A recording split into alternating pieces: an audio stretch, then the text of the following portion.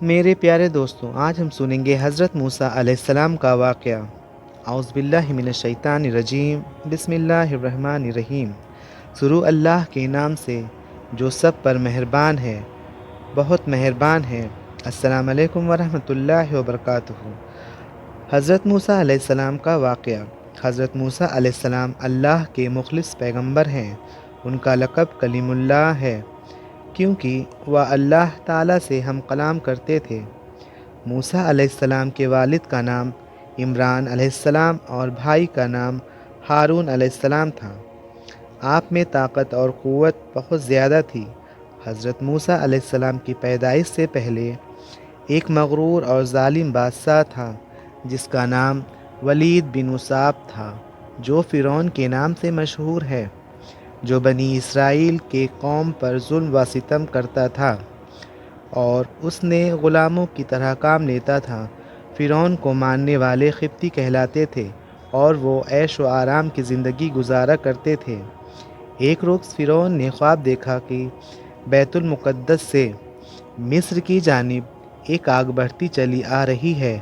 وہ آگ تمام مصر والوں کو جلا ڈالتی ہے، مگر اس آگ سے بنی اسرائیل کے گھر محفوظ رہتے ہیں۔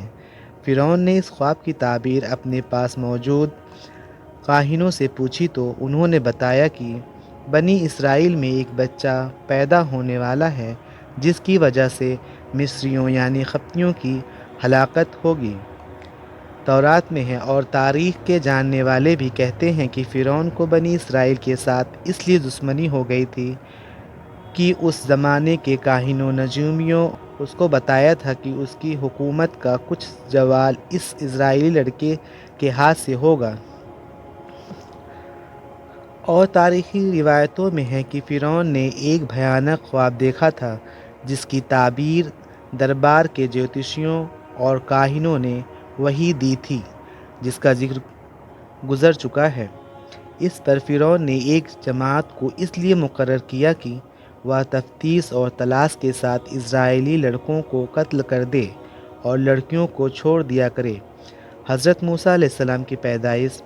حضرت موسیٰ علیہ السلام کی والدہ جب حمل سے ہوئی تو اس کی خبر کسی کو نہ ہوئی۔ انہوں نے سب سے چھپائے رکھا اور جب حضرت موسیٰ علیہ السلام پیدا ہوئے تب بھی سوائے قریبی رشتہ داروں کے کسی کو معلوم نہ ہوا۔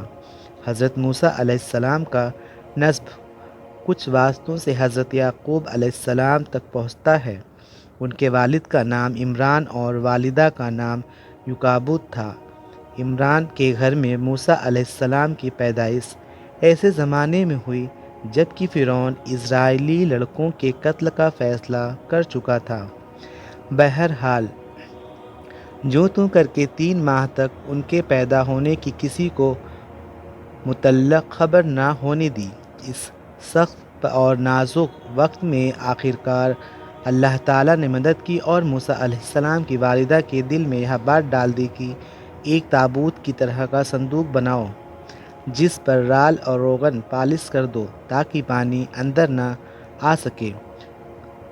اس میں بچے کو حفاظت سے رکھ دو اور پھر اس صندوق کو نیل ندی کے بہاؤ پر چھوڑ دو۔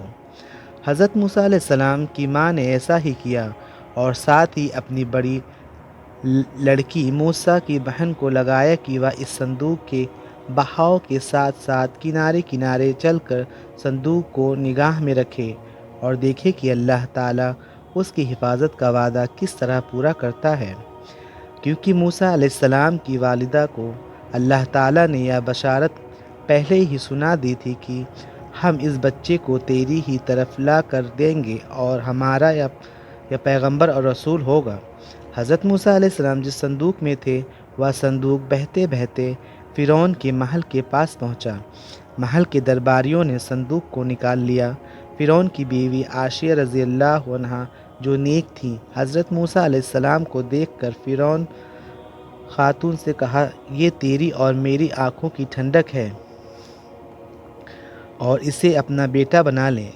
جب حضرت موسیٰ علیہ السلام کو بھوک لگی اور دودھ کے لیے رونے لگے تو دودھ پلانے والیاں لائی گئیں، لیکن موسیٰ علیہ السلام نے کسی کا دودھ نہیں پیا۔ قریب میں ہی موسیٰ علیہ السلام کی بہن جو آپ کی نگرانی کرتے ہوئے پیچھے پیچھے آئی تھی کہنے لگی، میں ایک گھر جانتی ہوں جو اس بچے کو دودھ پلا سکتی ہے۔ اس طرح اللہ تعالیٰ نے موسیٰ علیہ السلام کو واپس ان کی ماں کے پاس لوٹا دیا۔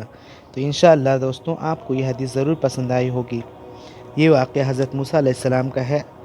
ویڈیو پسند آئے تو چینل کو سبسکرائب اور ویڈیو کو لائک اور شیئر ضرور کر دیں۔ ملتے ہیں نیکسٹ ویڈیو میں، تب تک اپنا خیال رکھیے۔ اللہ حافظ۔